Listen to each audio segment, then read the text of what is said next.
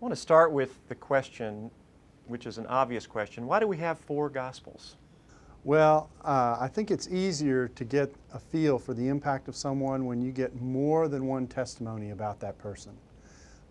When one person tells a story, it's from one angle with one set of perspectives, one set of concerns.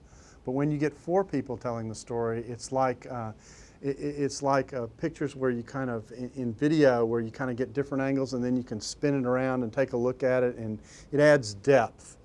And so I think we have four Gospels, and God inspired four Gospels to give us these different angles on Jesus to kind of open up who He is and prevent Him from being presented in kind of a singular and flat kind of way. And did that grow out of different audiences being addressed, or at least different authors bringing their perspective of what they wanted to communicate? Well, it's kind of all the above. I mean, you've got different audiences that the authors are addressing. You've got different perspectives of the authors who are making their contribution. You know, you've got Matthew, a tax collector. You've got John, a fisherman. You've got Mark. We're not quite sure what he did, but he was close to Peter. And then you've got Luke, who spent some time with Paul, probably the one Gentile in the group. The rest are Jews. And so that adds a difference. And then the different communities that are being written to are an impact here. John probably writing to a community in Ephesus. Matthew probably a little closer to Israel. Luke, we really don't know for sure, possibly Antioch. Mark, possibly Rome. And so these are different locations with different concerns, facing different issues, and so that produces different angles on who Jesus is. I remember reading one scholar's illustration about this using Winston Churchill's country home. And when you come into his home, you see a picture of him as the great leader at war.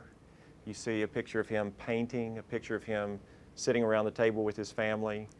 And what you're saying is when we see the different portraits of Jesus in the gospel, we actually are seeing the same Jesus, but in a way that is more multifaceted in terms of filling out the picture of who Jesus really was. Absolutely. I mean, Matthew presents Jesus as someone who comes and meets what Israel required, kind of a second Moses kind of figure, a new Israel kind of figure, and someone coming out of a Jewish background would connect to the kinds of motifs that Matthew is dealing with. Mark comes along and you've got a suffering Jesus who's talking about discipleship and what his death really means and what that will mean for his followers and being prepared for that.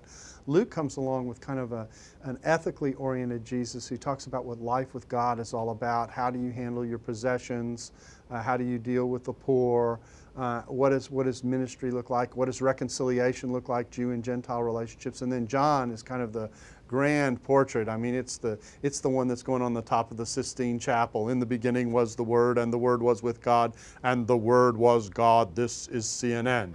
And that's where you start off, and from there it's heaven down. And so four very different portraits, four very different emphases of who Jesus is.